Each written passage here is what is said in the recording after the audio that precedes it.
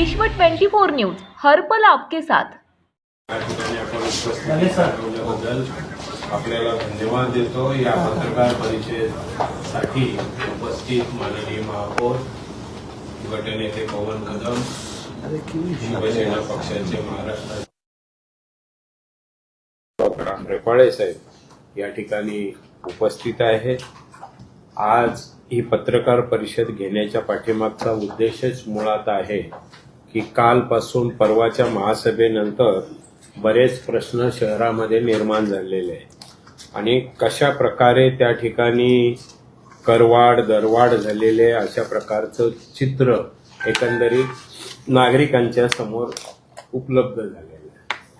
मी आपल्या माहितीसाठी सांगतो, ठाणे शहर हे आमचे सर्वोच्च नेते राज्याचे उपमुख्यमंत्री एकनाथराव शिंदे साहेब यांच्या विचारातून, त्यांच्या संकल्पनेतून ठाणे शहर हे बदलतं ठाणे शहर जेव्हा असतं, ठाणे शहराचं वाढतं नागरीकरण आणि शहर बदलते। शहर बदलत असताना कधीही त्या शहरामधले विकासाच्या कामाची भूमिका सुद्धा बदलत असते। मग त्यामध्ये रोड असतील, ट्रान्सपोर्टेशन असेल, पाणी असेल, सर्व सुखसोयी नागरिकांना मिळण्यासाठी त्या ठिकाणी काम करावं लागतं आणि ठाणे शहरातल्या नागरिकाला कुठल्याही प्रकारची अडचण होऊ नये, ठाणे शहरातल्या नागरिकाला सर्व सुखसोयी मिळाव्यात या विचाराचे शिंदे साहेब असल्यामुळं तसे आदेश आमचे गटनेते पवन कदम यांच्या माध्यमातून आम्हाला सातत्याने मिळत असतात। शिंदे साहेबांचे जे आदेश असतील त्या आदेशाची अंमलबजावणी या ठिकाणी सभागृहामध्ये होत असते।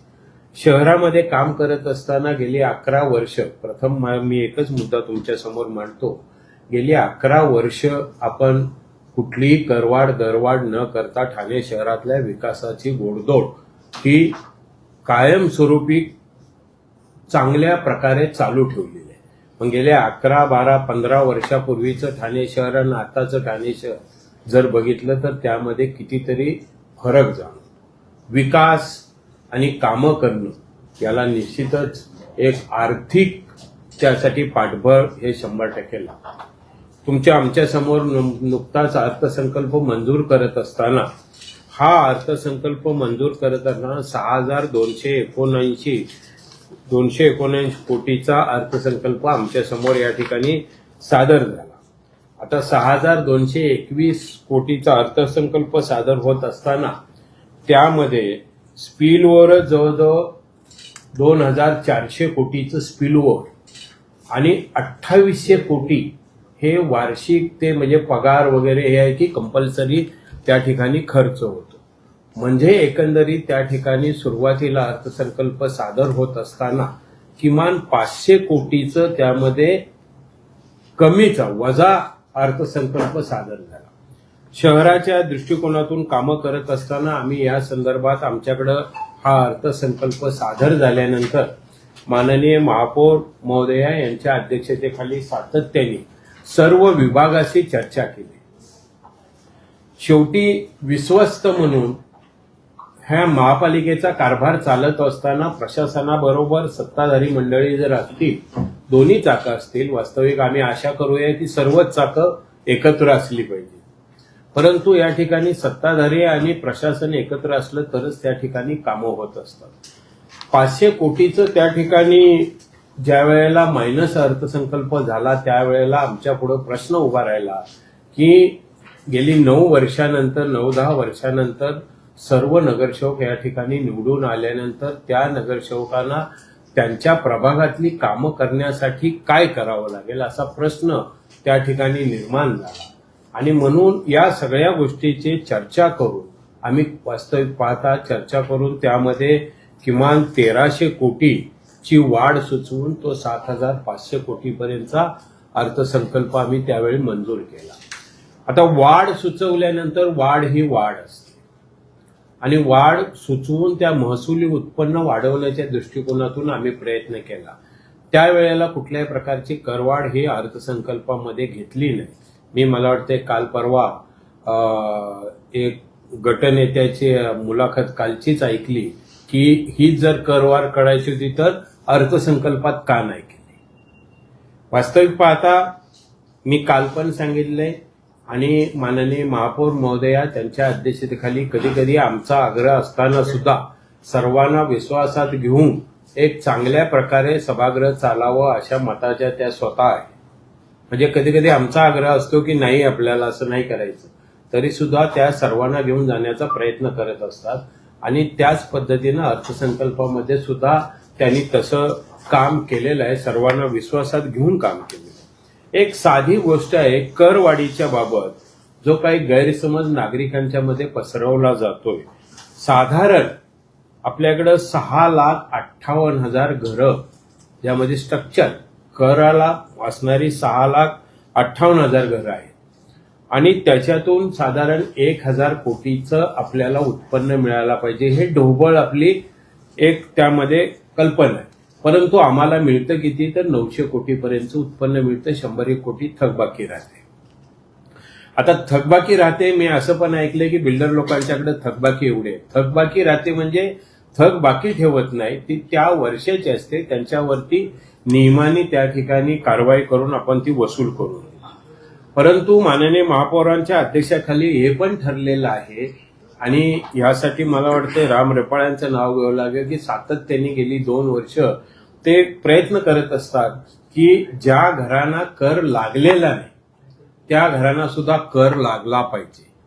काही ठिकाणी कर लागलाय पण तो कर रहिवासी लागलाय आणि त्याचा वापर कमर्शियल होतोय, तर त्यामध्ये सुद्धा लागला पाहिजे. त्याच्यातून तो सुद्धा महसुली उत्पन्न मिळायला पाहिजे. ते उत्पन्न पण साधारण 200-250 कोटीच्या घरातलं उत्पन्न आहे. त्याच्यातून ते करण्यासाठी भूमिका घेतली. माझ्या माहितीप्रमाणे काल परवापासूनच दिवा मुंब्रा विभागातून त्याची शिबिरं लावून ते आयोजन केले. दुसरं गोष्ट, 1-2.5 लाख घरापर्यंत अशी काही घरं आहेत की त्यांना कर आकारणी झालेली नाही आणि त्याच्यातून मिळणारं उत्पन्न सुद्धा आम्ही निश्चित प्रकारे त्या ठिकाणी 300 कोटीपर्यंत करणार आहोत. आता या करवाढीतून किती मिळणार, मुळात ही करवाढ काय आहे, 1200 कोटी आहे, काय काय टक्केवारी सांगताय, तर ही करवाढ ही करयोग्य मूल्यावरती आकारलेली आहे. करयोग्य मूल्यावरती 12% आणि 20% अशी करवाढ आहे. त्याच्यामुळं जो भ्रम निर्माण केला जातोय तो चुकीचा आहे आणि याच्यातून एक 100 ते 150 कोटीचं उत्पन्न महापालिकेला महसुली उत्पन्न मिळणार आहे. आता बघा, त्यावेळेला वाढवली नाही, परंतु आम्ही कराच्या रूपाने किमान 1600 कोटी मिळावे अशी अर्थसंकल्पामध्ये तरतूद केलेली आहे. आता 1600 कोटीचं उत्पन्न जर मिळालं पाहिजे त्याकरता लागणारी असणारी थकबाकी, नंबर 1 जी असणारी थकबाकी, नंबर 2 की त्या ठिकाणी ज्यांना कर आकारणी झाली नाही त्या ठिकाणची कर आकारणी करण्यासंबंधीची भूमिका, त्या ठिकाणी काही ठिकाणी माननीय उच्च न्यायालयाच्या आदेशामुळे कर आकारणी झाली नाही त्या ठिकाणी मला वाटतं सेवा शुल्क अशा प्रकारचं करून सुद्धा आपल्याला, कारण महापालिकेच्या वतीने त्या ठिकाणी आपलं काम होतं म्हणून आपण ही योजना आखली आणि 1600 कोटीचं उद्दिष्ट आपल्याला पार करायचं आणि त्यासाठी ही निश्चित प्रकारे करवाढ आहे. करवाढ 12% निवासी मिळकतीवर करयोग्य मूल्यावरतीच आहे आणि अनिवासीला 20% आहे. हे अगदी सूर्यप्रकाशासारखं स्वच्छ आहे. तुम्हाला सर्वांना माहीत असेल आम्ही यासाठी सर्व गोष्टी फक्त एक कराच्या रूपाने नाही तर शहर विकासमध्ये सुद्धा एक अभय योजना या ठिकाणी मंजूर करून घेतलेली आहे. ज्या इमारतींना ओशी नाहीत, ज्या इमारती फक्त सीसी घेऊन ओशी घेतलेल्या आहे, ज्याच्यामध्ये शहर विकास विभागाच्या नियमामध्ये कुठेही अडचण नाही, परंतु ओशीला जो दंड वगैरे जे काय लागतो त्याच्यामुळं ओशी घेतलेली नाही, त्या ओशी नसलेल्या इमारतींना सुद्धा ओशी द्यायचं अशा प्रकारची 1 वर्षासाठी अभय योजना शहर विकासच्या माध्यमातून त्या ठिकाणी राबवली. मुळात याच्या पाठीमागची पार्श्वभूमीच एक आहे की आम्हाला महसुली उत्पन्न निश्चित प्रकारे वाढवावं लागणार आहे. कारण 1300 कोटी जे 6219 आणि 1300 कोटी वाढवले ते आम्हाला निश्चित प्रकारे आपल्याला महसुली उत्पन्न वाढवावं लागणार आहे. त्या अनुषंगाने आम्ही निश्चित प्रकारे या ठिकाणी प्रयत्न करतोय. माननीय आयुक्तांच्या आदेशाने अभय योजना सुद्धा त्या ठिकाणी सुरू झालेली आहे. तुम्हाला सर्वांना चांगल्या प्रकारे माहित आहे की शिंदे साहेबांचं विजन जे आहे ठाणे शहराच्या बाबत मी मला वाटतंय आपल्या समोर सर्वांच्या समोर सादर सुद्धा केलंय. त्या ठिकाणी ठाणेकरांचा प्रवास आता सुपरफास्ट होणार. ईस्टर्न फ्रीवे ते विस्तार छेडानगर सर्कल, साकेत वाया आनंदनगर, मुंबई ठाणे 30 मिनिटात सिग्नल मुक्त प्रवास होणार. समृद्धी महामार्गावर येणारी वाहने ठाणे शहराला बायपास करून परस्पर मुंबईच्या दिशेने जातील. घोडबंदर रोडला पर्यायी रस्ता उभारणार. ठाणे कोस्टल रोड गायमुख ते साकेत. घोडबंदर रोडवरून खाली पलीकडे विकसित होत असलेल्या नवीन ठाणेची कनेक्टिव्हिटी वाढवणार. Thane coastal road Mira road मागे कोस्टल रोडला जोडणार. ठाणे ते बोरिवली अंतर 20 मिनिटात पूर्ण करण्याचा बोगदा. कोपरी ते पटणी हा पूल उभारणार. विरार ते अलिबाग मल्टीमोड कॅरिडॉर उभारणार. वडाळा ते कासार वडवली गायमुख मेट्रो 4चं त्या ठिकाणी काम करतोय. वडाळा ते कासार वडवली मेट्रो काम. कापूर बावडे येथून भिवंडी कल्याण तळोजा दिशेने जाणाऱ्या मेट्रो मार्गाचं ठाणे अंतर्गत मेट्रो प्रकल्पाला चालना देणार. लास्ट माईल कनेक्टिव्हिटी पॉड टॅक्सीचे Thane bullet train station multi model integration करणार. एकंदरीत काय खिडकाळे येथे 20 एकर जागेवर त्यामुळे अम्युझमेंट पार्क करणार. एकंदरीत काय तर ठाणे शहर हे बदलतंय शहर आणि ठाणे शहर बदलत असताना ठाण्याचं वाढतं नागरीकरण होत असताना त्या ठिकाणी विकासाची गंगा शिंदे साहेबांच्या माध्यमातून त्या ठिकाणी निश्चित प्रकारे वाहते. हे आम्हाला सर्वांना माहीत असेल. आता फक्त आम्ही हेच नाही केलं तर हे करत असताना आम्ही काही उद्दिष्ट ठेवलेले, काही उद्दिष्ट डोळ्यासमोर ठेवून घेतलेले आहे. हे जे आम्हाला महसुली उत्पन्न वाढण्यासंबंधी आम्हाला काय करता येईल तर एमआयडीसी विभागामध्ये एमआयडीसीला आम्ही त्या ठिकाणी सर्व इन्फ्रा पुरवतो महापालिकेच्या माध्यमातून, पण एमआयडीसीतून आम्हाला उत्पन्न मिळत नाही.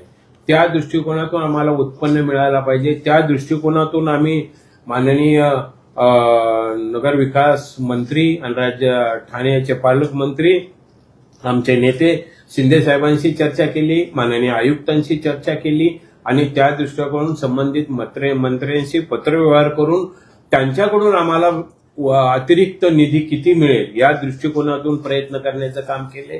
स्टॅम्प ड्युटी आहे. स्टॅम्प ड्युटी 1% ही महापालिकेची मिळते. त्या स्टॅम्प ड्युटीच्या माध्यमातून सुद्धा महाराष्ट्र शासनाला ती स्टॅम्प ड्युटी जाते. ती स्टॅम्प ड्युटी आम्हाला डायरेक्ट महापालिकेमध्ये मिळायला पाहिजे, कारण तो महाराष्ट्र शासनाकडून मिळत असताना साधारण आता 300-350 कोटी त्या ठिकाणी आम्हाला ड्यूज आहे, तर ते आम्हाला डायरेक्ट मिळावे या ठिकाणी प्रयत्न करतोय. पाण्याचे दर असंतुलित आहेत. ते पाण्याचे दर एकत्रित करावं आणि त्या पाण्याच्या दरातून किमान 100 ते 150 कोटीचा आम्हाला त्या ठिकाणी फायदा होईल या दृष्टिकोनातून प्रयत्न करायचे. जीएसटी ज्या वेळेला आपल्याला तुमचा ऑक्ट्राय गेला त्यावेळेच्या मोजमापाप्रमाणे वास्तविक पाहता जीएसटी ही शासनाकडून मिळते आणि त्या जीएसटी मिळते ती साधारण एक 1500 कोटीच्या दरम्यान मिळते. पण ठाणे शहराची आत्ताची परिस्थिती पाहिलं तर ती जीएसटी किमान 2500 कोटी मिळायला पाहिजे. त्या दृष्टीने सुद्धा महाराष्ट्र शासनाच्या स्तरावर प्रयत्न करण्याची आम्ही भूमिका घेतलेली आहे. ठाणे शहरामध्ये असणारे काही ते टीएमटीचे असतील, अम्युनिटी प्लॉट असतील, ते पीपीपी तत्वावरती त्या ठिकाणी विकसित करून त्याच्यातून महापालिकेला उत्पन्न कसं मिळेल या दृष्टिकोनातून आम्ही सातत्याने प्रयत्न करतोय. कळवा हॉस्पिटलला साधारण 500-550 कोटी वर्षाचे जातात. याच्यातून शासनाच्या मार्फत आम्हाला मानधन कसं मिळेल त्या दृष्टिकोनातून कळवा हॉस्पिटल सुद्धा वापर करतोय. आता हे सगळ्या गोष्टी काही गोष्टी माननीय मुख्यमंत्री महोदयांच्याकडे जे तुमच्याकडे आज करवाढीसाठी आरोप करतात त्यासाठी मला एकच विनंती त्यांना करावीशी वाटते की शेवटी आपण एकत्र सत्तेत आहोत.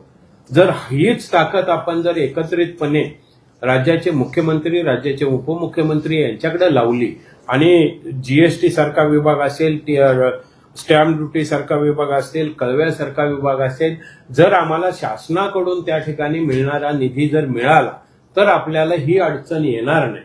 त्यासाठी मला वाटतं त्यांनी आम्हाला हातात हात घालून आपल्याला काम करणं गरजेचं आहे.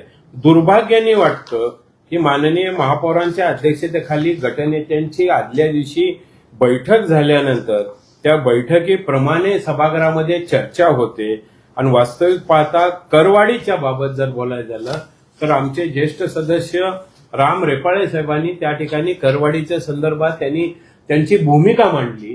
त्यांची भूमिका मांडल्यानंतर सभागृहातल्या एकाही सदस्यांनी कुठल्याही प्रकारची तिथं वाच्यता केली नाही आणि ती वाच्यता केली नसल्यामुळं त्या ठिकाणी पुढचा विषय आला. गटनेत्यांच्या बैठकीमध्ये हा विषय मंजूर करायचा ठरलं, सभागृहामध्ये चर्चा झाली. बरं, ठराव हा बहुमताने झालेला नाही तर एकमताने झालेला आहे. आता एक निश्चित आहे की सभागृहामध्ये झालेला ठराव नंतर त्यांची चूक त्यांच्या श्रेष्ठीमुळे त्यांच्या कदाचित लक्षात आली असेल, कदाचित ती शिस्त त्यांच्या पक्षाच्या प्रमुखांनी त्यांना दिलेली असेल, ती त्यांना पाळता आली नसेल. आम्ही तर निश्चित प्रकारे आमचे नेते जे पवन कदम यांच्या माध्यमातून आमच्यापर्यंत निरोप पाठवतात त्याची तंतोतंत अंमलबजावणी आमच्यामध्ये आम्ही करतो. परंतु असा प्रकार कदाचित त्यांचा गैरसमज झालेला असेल. परंतु शहराचा गाडा हाकत असताना निश्चितच प्रकारे ठाणे शहर विकसित होत असताना, ठाणे शहर बदलत असताना, शेवटी बदलतं शहर सगळ्या गोष्टी असतात, त्याला आर्थिक नियोजनाची गरज असते आणि आर्थिक नियोजन करायचं असेल तर या भूमिका ह्या घ्याव्या लागतात. गेली 11-12 वर्ष अशा भूमिका घेतल्या नव्हत्या. त्यामुळं हा संपूर्ण गैरसमज आहे असं मला वाटतं. यासाठीच आपल्याला या ठिकाणी पाचारण केलेलं आहे. भाजपबरोबर तुम्ही सर युतीत आहात, हे जे भाजपवाले आरोप करतात त्यांच्या पक्षाशी संवाद साधून तुम्ही हे करत नाही का? किंवा तुमच्या जे लोक संवाद साधतात त्यांच्याबरोबर त्यांना जरा काहीतरी हे द्या. शिवसेना भाजप ही नैसर्गिक महायुती आहे आणि आता अजितदादांची राष्ट्रवादी सुद्धा आमच्याबरोबर आहे. महाराष्ट्रामध्ये ही दुसरी टर्म, प्रचंड विकासाचा वेग आहे. महाराष्ट्रामध्ये चांगली कामं होत आहेत, इन्फ्रा उभा राहतो, शेतकऱ्यांसाठी, कष्टकऱ्यांसाठी, वारकऱ्यांसाठी चांगले चांगले निर्णय प्रत्येक कॅबिनेटमध्ये घेतले जातात. महाराष्ट्रात जसं काम होतं तसंच महायुतीमध्ये आम्ही ही निवडणूक लढलो आणि ठाणेकर जनतेने आम्हाला 100च्या वर नगरसेवक निवडून दिले. हे जनतेची कामं करण्यासाठी आम्हाला निवडून दिलेलं आहे आणि त्या पद्धतीने आम्हाला जी शिकवण आहे, आम्हाला स्पष्ट आदेश आहे की आपण युतीचं तंतोतंत पालन करायचं. आम्ही ते पालन करण्याचं काम सातत्याने गेले 8 महिन्यापासून इथे महानगरपालिकेत करतोय. हे करत असताना नुसती शिवसेना भाजप नव्हे तर राष्ट्रवादी शरदचंद्रजी पवार साहेब, राष्ट्रवादी अजितदादा पवार साहेब, त्याचबरोबर MIMच्या गट नेत्यांना सुद्धा आम्ही एकत्र बसून आम्ही साधक बाधक चर्चा करतो जेणेकरून ह्या ठाणे शहराचा सर्वांगीण विकास व्हावा. आणि मग असं होतं की सर्वपक्षीय गटनेत्यांच्या बैठकीमध्ये निर्णय होतात, सर्वसंमतीने होतात. काय मंजूर करायचं, कसं करायचं, साधक बाधक चर्चा होऊन निर्णय ठरतात. आणि ज्या वेळेला महासभा सुरू होते त्यावेळेला सुद्धा कोणीही विरोध करत नाही. परंतु शिवसेनेत एक शिस्त आहे की पक्षाचा आदेश आणि ठाणेकरांचा आमची बांधिलकी जनतेशी आहे. ठाणेकर जनतेसाठी जे विकासासाठी योग्य असे सगळे निर्णय आपण घ्यायचे असतात आणि म्हणूनच ठाणेकर जनता आम्हाला गेली 30 ते 35 वर्ष बहुमताने निवडून देत आहे. परंतु ह्या वेळेला आम्ही युतीमध्ये लढलेलो आहे म्हणून आम्ही प्रयत्न नेहमी करत असतो की आपण सगळ्यांनी एकत्र मिळून काम केलं पाहिजे. परंतु सभागृह जे आपल्याला जनता निवडून देते, ज्या सभागृहात आपलं व्यासपीठ आहे तिथे आपण जनतेचे प्रश्न मांडायचे असतात, आपल्या प्रभागाचे प्रश्न मांडायचे असतात, शहराचे प्रश्न मांडायचे असतात. तिथे न मांडता महासभा संपल्यानंतर त्यांचा बोलवता धनी कोण आहे हे भारतीय जनता पक्षाचे किंवा राष्ट्रवादी पक्षाचे वरिष्ठ नेते ठरवतील. शानू पठाण साहेब आमचे विरोधी पक्ष नेते, चर्चा चालू असताना त्यांनी मंजुरी दिली. त्याच्यानंतर मनोज प्रधान साहेबांची प्रेसमध्ये स्टेटमेंट आलेली आहे. म्हणजे तुम्हाला जे शिक्षण द्यायचं, प्रशिक्षण नगरसेवकांना, ते तुम्ही अगोदर प्रशिक्षण द्यायला पाहिजे. आम्हाला शिवसेनेमध्ये शिस्त आहे, एकदा ठरलं ते ठरलं, आम्ही युटर्न कधीच मारत नाही. आणि मग तुम्ही महासभेत तुमचा विषय मांडल्यानंतर भारतीय जनता पक्षाचे गटनेते असतील किंवा उपमहापौर साहेब असतील, त्यांनी सर्वपक्षीय गटनेत्यामध्ये मान्यता दिली. सभागृहात एक अवाक्षरही काढलेलं नाही. मग तुम्हाला जनतेने निवडून दिलंय, ते व्यासपीठ दिलंय. भारतरत्न बाबासाहेब आंबेडकर सभागृहामध्ये आपण जनतेचा आवाज उठवायला पाहिजे. तिथे न उठवता बाहेर जाऊन प्रेसमध्ये जाऊन बोलणं योग्य नव्हे. आणि आम्हाला आदेशाप्रमाणे आम्ही महायुतीचं पालन अगोदरही करत होतो, यापुढेही करत राहू. परंतु जे कोण याच्यामध्ये मिठाचा खडा टाकते त्याला त्यांच्या पक्षाचे वरिष्ठ जाब विचारल्याशिवाय राहणार नाही असं मला वाटतं. तुमचा मित्र पक्ष सांगतोय की नवी मुंबईचा आदर्श या 30 वर्षात करवाढ झालेली नाही. बरोबर. मग ते ठाण्यात का नाही? नवी मुंबईची पूर्णपणे रचना वेगळी आहे. तिकडे इंडस्ट्रियल झोन खूप मोठ्या प्रमाणात आहे आणि सिडको आहे. उत्पन्नाचे स्रोत तिकडे आहेत. तरी सुद्धा नवी मुंबईपेक्षा जास्त जमा कर रुपी ही ठाणे महापालिकेत होते. आणि नवी मुंबईचा आदर्श आम्हाला घ्यायला सांगितला, आम्ही घेतलो तर मग खूप खूप वेगळं वळण लागेल. कारण त्यांनी जे परिवहनमध्ये केलं तसं आम्ही इथे केलं तर चालेल का? ॲक्शनवर रिॲक्शन जरूर होते. मी आणि गटनेते पवन कदम आम्ही प्रेसशी बोललो की असं केलं तर तुम्हाला ठाण्यात रिॲक्शन दिसेल. शिंदे साहेबांनी आम्हाला लगेच आदेश दिले की नवी मुंबईमध्ये भारतीय जनता पक्ष आपल्या विरोधात नाही, एखादी व्यक्ती असू शकते. मग आम्ही साहेबांचं ऐकलं. साहेबांचं मोठं मन आहे, विशाल मन आहे आणि ठाण्यात साहेबांना विकास पाहिजे. साहेबांना गेली 4-5 महिने झाले तुम्ही गटनेता पाठीवर ठेवता आणि पुन्हा त्यांच्या जे आज झालं काल झालं तसं ते करतात. तर ह्यापुढे ते त्यांनी जी तशी भूमिका घेतली तुमची भूमिका काय असणार? बघा, त्यांना शिवसेनेची उपरती नंतर येते, त्याला आम्ही काय करणार? म्हणून त्यावेळेला त्यांना सुचत नाही, नंतर उपरती येते. की त्यांनी काय सांगितलं की तुम्ही जेव्हा तुमचं बोलणं झाल्यानंतर लगेचच तुम्ही दुपटाचा ठराव आणला, त्यामुळे आम्हाला बोलायला काही संधी अहो, तुम्ही एक अवाक्षर सुद्धा ह्या मिनिट्स काढून बघा. तुम्ही 8 महिन्याचे मिनिट्स काढले ना तर तुम्हाला कळेल की सभागृहात एक भूमिका आणि प्रेसमध्ये वेगळी भूमिका. म्हणजे याचा अर्थ त्यांना ट्रेनिंग अगोदर द्यायला पाहिजे, तर त्यांना कानपिचक्या नंतर मिळतात. म्हणून मी सांगतो की तुमची भूमिका काय असणार यापुढे? आम्हाला शिंदे साहेबांनी ते स्पष्ट आदेश आहेत आमच्या मुख्य नेत्यांचे की युती धर्म पाळायचा, आम्ही युती धर्म पाळणार. परंतु आमची बांधिलकी जनतेशी आहे. जनतेच्या विरुद्ध जाऊन कोण भूमिका मांडत असेल तर आम्ही त्याचा जराही विचार करणार नाही. आम्ही आमची भूमिका ठाम आहे, त्या भूमिकेवर आम्ही तसंच पुढे जाणार आहे. सर, मागील 8 महिन्यामध्ये महायुती म्हणून लढला, त्यांनाही यश मिळालं. पण मागील 8 महिन्यामध्ये महासभेच्या नंतर जे जे काही झालंय, म्हणजे भाजपच्या नगरसेवकांनी कधी नाही ते सभागृहाच्या बाहेर शिवसेना मुर्दाबाद पर्यंतच्या मागच्या घोषणा दिल्या. त्यांनी मोर्चा काढला, पोलीस स्टेशनमध्ये तक्रारी दिली. त्यांच्याकडून सातत्यपूर्ण असेच प्रकार होतात की कुठेतरी शिवसेनेला आणि सरकारला म्हणजे आपल्या मित्र पक्षाला कोण पकड नाही. हो, माझं म्हणणं ते आहे, जनतेने तुम्हाला निवडून दिलंय, तुम्हाला व्यासपीठ दिलंय ना, सभागृहात बोला. सभागृहात बोलवलं बाहेर बोलू काय? शिवसेनेने आमच्याशी विश्वासघात केला, आम्हाला बोलू देत नाही, गाफील ठेवलं जातं आणि आम्हाला महासभेत बोलू दिलं जात नाही, म्हणून आम्हाला असं वागावं लागतं असं भाजपचं म्हणणं. आमचं असं म्हणणं आहे, जे ठरलेलं आहे ते नंतर बिघडवतात. त्यामुळे विश्वासघात कोणी कोणाचा केला त्याचं उत्तर त्यांनी द्यावं. आम्ही मागच्या वाकावर बसतो, आम्हाला थोडं मागणं पुढचं दिसतं. त्यांचे ग्रुप आहे, त्यांचे आपापसात आम्ही काय सहन करणार नाही. आमचं सांगितलं नाही यांनी काय. एकीकडे सभागृहात विरोधी पक्ष जो आहे राष्ट्रवादी काँग्रेस शरदचंद्र पवार पक्ष हा तुम्हाला मदत करताना दिसतो, म्हणजे सत्ताधाऱ्यांच्या बाजूत. पण तुमचाच मित्र पक्ष असलेला भाजपा हा तुम्हाला मध्ये भाजपा नेमकी सत्ताधाऱ्यांची भूमिका बजावते की विरोधी पक्ष? भारतीय जनता पक्ष आमच्या बरोबर आहे, नगरसेवक आमच्या बरोबर आहेत. परंतु त्यांना नंतर जे कोण कान पिचके देतात ना ते त्यांच्या पक्षाच्या वरिष्ठांनी बघायचं. सभागृहात पण ते दिसतं ना काही वेळा. त्यांनी नगरसेवकांनी शिवसेने विरुद्ध घोषणाबाजी केली, त्यांनीच मोर्चा काढला, तक्रारी केल्या. भाजपची नेमकी भूमिका सत्तेत एकत्र बसण्याची आहे की त्यांना विरोधी पक्षात ते त्यांच्या वरिष्ठांना विचारलं बरं. शिवसेना आणि भारतीय जनता पार्टी ही नैसर्गिक युती आहे.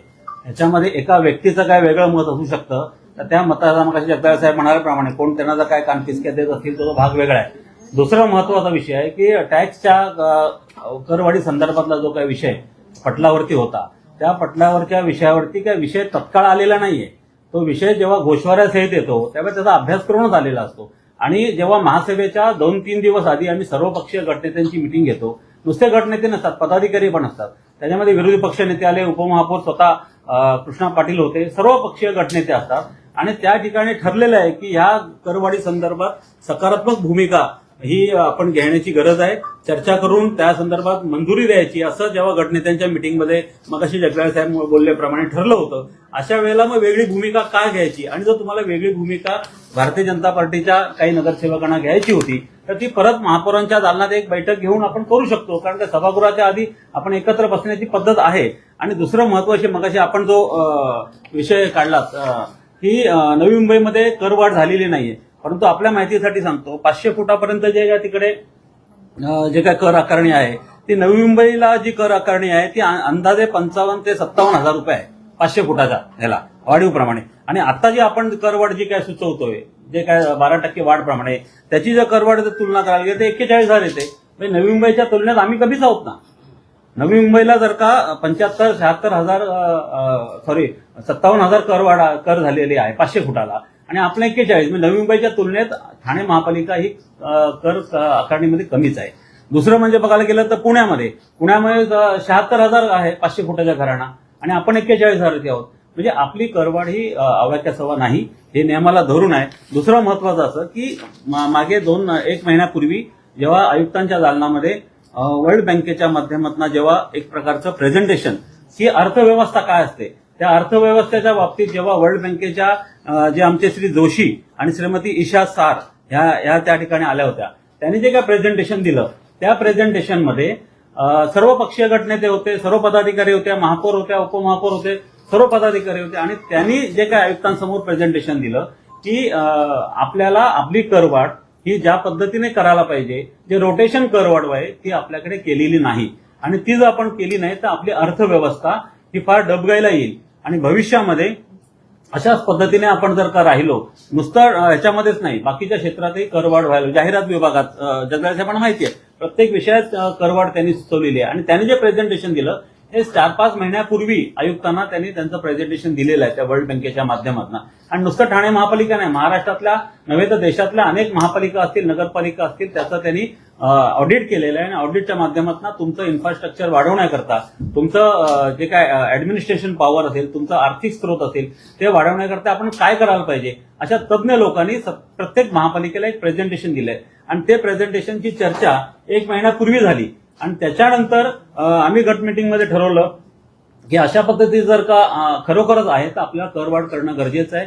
10 ते 11 वर्षापूर्वी ही करवाढ झाली होती, त्याच्यानंतर आज आपण करवाढ करतोय. आणि ज्या वेळेला सभागृहात चर्चा घडत होती त्यावेळेला जेव्हा तो विषय वाचला गेला, तर विषय वाचल्यानंतर तर आमचे राम रेपाळे साहेबांनी 10 मिनिटं त्यावरती भाष्य केलं करवाढीवरती. आणि त्यांनी सूचना पण केल्या, ज्या ठिकाणी कर आकारणी झालेली नाहीये, ज्या ठिकाणी रेसिडेन्शियल आहे पण कमर्शियल वापर होतो, ज्या ठिकाणी काही अडचणीमुळे आपण कर आकारली जात नाही, अशा ठिकाणी कर लावणं गरजेचं आहे. तर त्या माध्यमातून त्यांचं 10 मिनिटं भाषण झालं. त्याच्यानंतर आमचे अनेक नगरसेवक बोलले, राजेश मोरे बोलले, आमचे विकास रेपाळे बोलले, मडवी साहेब बोलले, आम्ही बरेच जण त्या विषयावरती बोलले. पण त्यांच्याकडनं कोणतीच भूमिका स्पष्ट होत नव्हती आणि नुसता विरोध करायचा, विरोधाभास दाखवायचा, अशा पद्धतीने सभागृह चालत नाही. आम्ही युतीमध्ये आहोत आणि महापौरांचं तर स्पष्ट मत आहे की सर्व करत असताना आपल्यामध्ये शिवसेना, भारतीय जनता पार्टी असेल, राष्ट्रवादी असेल, या सर्वांनी एकत्र येऊन काम करायला पाहिजे आणि त्या माध्यमातूनच काम चालू आहे. परंतु हे करत असताना मिटिंगमध्ये एक ठरवायचं आणि नंतर सभागृहात आपली वेगळी भूमिका घ्यायची. कारण गट मिटिंगची मिटिंग झाल्यानंतर प्रत्येक पक्षाची स्वतंत्र मिटिंग होते. मग अशी जगदाळे साहेब, राम रेपाळे साहेबांनी सांगितल्याप्रमाणे जो काय शिवसेनेचा पक्षाचा आदेश असतो त्या आदेशाप्रमाणे आपल्या गट मिटिंगमध्ये ठरतं, त्याप्रमाणे आमचे नगरसेवक त्या पद्धतीने ती भूमिका घेतात. परंतु आपली गट मिटिंग झाल्यानंतर जेव्हा भारतीय जनता पार्टीची गट मिटिंग होते त्याच्यामध्ये जर त्यांची वेगळी भूमिका असेल, जर वेगळी भूमिका असेल तर त्यांनी आमच्याशी चर्चा करायला पाहिजे. त्यांनी महापौरांशी येऊन चर्चा करायला पाहिजे, सभागृह नेते जगदाळे साहेबांशी चर्चा करायला पाहिजे की बाबा आपलं ठरलंय पण अशी भूमिका आमची आहे. आणि मग त्याच्यावरती सकारात्मक जर आम्ही तिथे विरोध केला तर गोष्टी वेगळी आहे. आपण चर्चाच करायची नाही, आपण नुसतं सांगायचं की आम्हाला चर्चा करून देत नाही, आमचा विरोध आहे, हे करणं योग्य नाही. आणि मागचा जो आपण मागे विषय काढलात मागे की मागच्या वेळेला मोर्चे निघाले, हे निघाले, तर ह्या संदर्भात स्वतः उपमुख्यमंत्री एकनाथ शिंदे साहेब यांनी फार नाराजी व्यक्त केली की असं कोणत्याही पद्धतीचं शिवसेना, भारतीय जनता पार्टीमध्ये होता कामा नये. आणि त्या संदर्भात त्या आम्ही सुधारणा केल्या. त्याच्यानंतर असा प्रकार घडलाच नाही. मागच्या 2 मिटिंग तर सभागृह चांगलं झालं, आत्ताचं सभागृह पण चांगलंच होतो. सकाळपासून आम्ही प्रत्येक विषय वाचत होतो, त्या विषयी चर्चा झाली. परंतु हे करत असताना शेवटच्या क्षणाला आपण काहीतरी चुकीचं करतोय आणि काहीतरी वेगळी भूमिका घ्यायची, हे योग्य नाही असं मला वाटतं. अरे एक मिनिट, महापौरांना बोल. फक्त प्रश्न सर विचार की हे सगळं प्रशासनाचा फेल्युअर आहे की कारण बजेट जेव्हा तयार केलं जातं तेव्हा जमा खर्चाचा ताळमेळ करूनच ते केलं जातं. गेल्या 3 वर्षात प्रशासकीय राजवट होती. शिंदे साहेबांकडनं मुख्यमंत्री पदाच्या काळात भरघोस निधी दिला गेला बऱ्याच विकास कामांना. त्याचाही निधीचा व्हिडिओ पालिकेकडनं घ्यायची सर्व प्रकल्पांसाठी झाला. असं असतानाही जमा खर्चाचं गणित बिघडलं का? उत्पन्न वसुलीत पालिका प्रशासन अपयशी ठरलंय का? आणि त्याच्यामुळे ठाणेकरांवर तरवाड लागावी लागते. नाही, एक लक्षात ठेवा, आपण जो प्रश्न विचारला तो बरोबर आहे. मार्चमध्ये अर्थसंकल्प सादर झाला. मार्चमध्ये अर्थसंकल्प सादर झाल्यानंतर आपण ज्या पद्धतीने स्पिलओव्हरमध्ये होतो, त्यानंतर आमचे सभागृह नेते ज्यांना सभाशास्त्र समजतं आणि आर्थिक धोरण पण कळतं, जगदाळे साहेब यांच्या माध्यमातून 3 महिने महापौरांच्या अध्यक्षतेखाली आम्ही बजेट संदर्भात सतत मिटिंग घेतल्या. मार्चमध्ये बजेट सादर झाल्यानंतर 3 महिन्यामध्ये अनेक मिटिंग झाल्या. त्याच्यामध्ये शहर विकासाच्या बाबतीत झालं, पाणी खात्याच्या बाबतीत झालं, जाहिराती विषय झालं, टॅक्सच्या संदर्भात झालं, इतर स्थावर मालमत्ता. आपण आपली आर्थिक बाजू कशा पद्धतीने सक्षम करू शकतो आणि महापालिकेला सरप्लसमध्ये आणू शकतो, महापालिकेचे जे स्तर आहे तो चांगल्या पद्धतीने उंचावू शकतो, ह्या संदर्भात आम्ही धोरण निश्चित केलं. आणि हे करत असताना आमच्याकडे जी काही आर्थिक स्रोत आहेत ते वाढवण्यासंदर्भात गेली 3 महिने बैठका चालू आहेत. आणि 3 महिन्याच्या बैठकीत नाही 3 महिन्याच्या बैठका ती 3 वर्ष नाही, प्रशासनाचं फेल्युअर नाही. कोविड नंतर प्रशासनाची आर्थिक स्थिती खरोखर हालाकीची आहे. कोविड नंतरची परिस्थिती, त्याच्यानंतर प्रशासनच होतं ना. आम्ही आता येऊन 8 महिनेच झालेत आणि ह्याच्यामध्ये जे काही स्पिलओव्हर आहे त्याचा दर्जा उंचवण्याकरताच आम्ही हे धोरण निश्चित केलेलं आहे. त्यामुळे मला वाटत नाही प्रशासनाचं हे फेल्युअर आहे. प्रशासनाने आम्हाला, महापौरांना, जगदाळे साहेबांना, सर्वांना विश्वासात घेऊनच हे बजेट सादर केले आणि त्याच्यानंतरची ही जी काही स्थिती आहे ती ह्या ठिकाणी आपल्याला सभागृहात मांडली. मुंबई झाली, नवी मुंबई झाली, नवी मुंबई झाली, ह्या इथे भाजपचा महापौर आहे. इथे शिवसेनेकडून त्यांना व्यवस्थित मदत होते किंवा त्यांच्याकडून कामकाज चालवलं जातं. पण ठाण्यामध्ये जिथे शिवसेनेचा महापौर बसलाय त्या महापौरांना सातत्याने कोंडीत पकडण्याचं काम भाजपा का करतं? मला आश्चर्य वाटतं. नवी मुंबईमध्ये परिवहनची निवडणूक डोळ्यासमोर घ्या ना. एकतर्फी झाली, काय केलं? एकतर्फी झाली ती. अरे कुठे न्याय फक्त ठाण्यात आहे. ठाण्यामध्येच सर्व मला तोच प्रश्न विचारायचा आहे.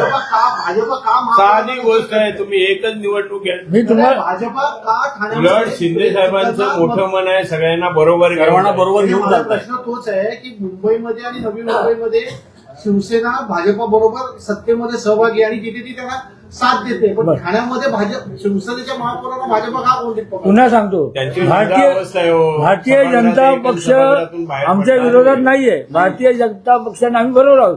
परंतु 1-2 माणसं जी आहेत की महासभा संपल्यानंतर जे काय कान पिचके देतात किंवा मिठाचा खडा टाकण्याचा प्रयत्न करतात, तीच अडचण आहे मोठी. त्याची दखल देवेंद्रजी फडणवीस साहेब घेतील. आम्हाला तक्रारी करायला आम्ही सक्षम आहोत. शिवसेना सक्षम आहे आणि शिवसेना याच्या अगोदर सुद्धा युती नसताना सुद्धा सत्तेत होती. शिवसेनेचा भगवा 35 वर्षापासून या ठाणे महापालिकेत फडकतोय. पुढची 35 वर्ष सुद्धा शिवसेनेचा भगवा ह्या महापालिकेवर ढवळाने फडकणार आहे. भूमिका काय असेल? भूमिका काय असेल? विरोध केलेला आहे, आपण मंजूर केलं आहे. महापौर मंजूर झालेला विकासाला कुठेही हे राहणार नाही. मंजूर झाला विषय. तुम्ही हे देणार ती सिस्टीम अवेलेबल आहे तुमची, ती लोकांना समजत नाही की एक्झॅक्टली काय करणार तुम्ही. आम्ही काही त्याच्यामध्ये एखाद मधला चढला आहे त्यांना पण तुम्ही देणार आहात का? की फक्त कायद्याच्या कक्षेत बसणारा हे लोक आहेत आणि बिल्डरनी त्यांना हे केले त्याच लोकांना देणार आहात किंवा इलिगल 2-3 मजले चढून त्यांना देणार, त्यांनी पार्किंग सोडली त्यांना पण तुम्ही देणार. हे जर लोकांना समजून द्या, कारण अनेक लोक आम्हाला फोन करतात. नाही, त्याच्यासाठी माननीय महापौर महोदया पहिले सर्व नगरसेवकांना ते समजावून सांगणार आहेत. नगरसेवक आपापल्या प्रभागामध्ये ज्या ज्या सोसायटी असतील त्या सोसायटींच्या मिटिंग घेऊन त्या ठिकाणी त्यांना सांगणार आहे की काय आहे योजना.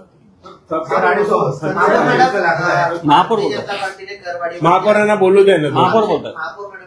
आक्षेप घेतलेला आहे. त्यांचं असं म्हणणं आहे की पूर्वीचा जो काही 500 कोटीहून अधिकचा जो काही कर थकबाकी आहे ती जमा न करता अशा प्रकारची करवाढी करणं हे चुकीचं आहे. आपली नेमकी महापौर म्हणून काय यांची भूमिका आहे?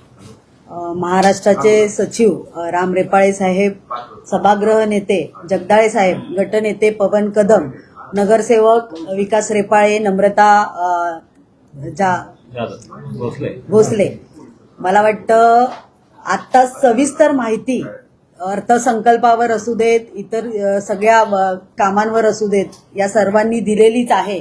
मला वाटतं नगरसेवकांची महासभा होण्याआधी अजेंड्यावरती सर्वपक्षीय गटनेत्यांची एक बैठक घेतली जाते आणि ठाणे शहरामध्ये जी विकास कामं केली जाणार आहेत, प्रत्येकाच्या प्रभागातली जी कामं केली जाणार असतील ती विषय पत्रिकेवर जेव्हा आणली जातात आणि ती एकमताने निर्णय देण्यासाठी सर्वपक्षीय गटनेत्यांची बैठक घेतली जाते. या बैठकीमध्ये सर्व निश्चित केल्यानंतर, निर्णय घेतल्यानंतर मला वाटतं प्रत्येक गटनेता आपापल्या पक्षाच्या मीटिंग आपापल्या दालनात घेतात आणि तिथेही हे सर्व विषय मंजूर केले जातात.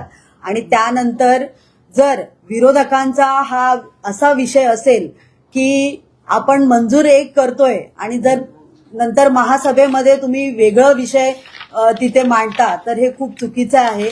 मित्रपक्ष म्हणून भाजपने एक निश्चित केलं पाहिजे की दरवेळेला तुम्ही बोलता एक आणि करता एक, तर कुठेतरी स्वतःला तुम्ही आधी एक्सप्लेन करा, स्वतःला आधी निश्चित करा की कुठले विषय आपण सर्वपक्षीय गट मीटिंगमध्ये निश्चित करतो आणि महासभेमध्ये आपण त्या एका कुठल्या तरी विषयावर उठाव करतो. ज्या पद्धतीने मला वाटतं पहिलीच महासभा त्या लोकांनी अशाच पद्धतीने केली होती, दुसरी महासभा त्याच पद्धतीने केल्यानंतर सर्वप्रथम असं होतं की प्रत्येक गट मीटिंग प्रत्येक पक्षाची व्हायची, पण मी नंतर असं ठरवलं की आपण सर्वपक्षीय गट मीटिंग घेऊया, त्याच्यामध्ये सर्व अजेंड्यावर आलेले जे विषय ते मंजूर करून सर्वांसमोर एक बहुमताने करूया आणि नंतर महासभेमध्ये ते विषय प्रत्येक गटनेता आपापल्या नगरसेवकांना ते सांगेल. आणि हे असताना सुद्धा दरवेळेला जर अशाच प्रकारची भूमिका मित्रपक्ष भाजप जर करत असेल तर ते चुकीचं आहे. मला वाटतं उपमहापौर कृष्णा पाटील यांनी जी भूमिका आज दर्शवली आहे अत्यंत चुकीची आहे. जर असं काही तुम्हाला वाटत असेल तर मला वाटतं महापौर दालनामध्ये पुन्हा एकदा की आमच्या नगरसेवकांना ह्या काही गोष्टी मान्य नाहीयेत, तर त्याच्याबद्दल सविस्तर चर्चा आपण महापौर दालनामध्ये केली पाहिजे. कारण मला वाटतं पॉझिटिव्हिटी ठाणे शहराचं भवितव्य आणि भविष्य पुढच्या येत्या काळात ज्या प्रकारची विकास कामं आपल्या ठाणे शहरामध्ये महाविकास महायुतीने चालू आहेत आणि महाराष्ट्राचे मुख्य नेते आपले उपमुख्यमंत्री एकनाथजी शिंदे साहेब यांच्या मार्गदर्शनाखाली जर सगळी विकास कामं चालू आहेत तर मला वाटतं आपण कुठेतरी सर्वांनी एकत्र येऊन काम करणं योग्य आहे. मला एकच प्रश्न विचार, तुम्ही जो विचारला ना 500 कोटी थकबाकी असताना आपण करवाढ का करतो, एक लक्षात ठेवा, थकबाकी वसूल करण्याचा उद्देश डोळ्यासमोर ठेवून आपण 1600 कोटी मिळतील याची प्रोव्हिजन केली. त्या करवाढी म्हणजे महसुली उत्पन्नाची 1600 कोटी कराच्या रूपाने मिळतील, त्यामध्ये हे सगळं अंतर्भूत आहे. 100 कोटी जमा झाले, जमा होत आहे. बाकी येणं खरंच बाकी आहे आणि ही वार्षिक आहे का मागच्या 3-4 वर्ष मागच्या 3-4 वर्षापासून आणि 100 कोटी जमा झाले. वाढीसाठी कर वाढ करतोय, बरोबर, आर्थिक गडी बसली पाहिजे, महापालिकेचा कारभार सुरळीत झाला पाहिजे, पण दुसरीकडे थकबाकीदारांना मात्र आपण सवलती देतोय, त्या कशासाठी? नाही, थकबाकीचा जो विषय आहे ना, आता मग जगदाळे साहेब बोलले 500 कोटी, तुम्ही म्हणालात 500 कोटी थकबाकी आहे, त्यातले 100-125 कोटी तर दरवर्षी जमा होतातच. आणि ही जी 500 सवलत दिली जाते, नाही सवलत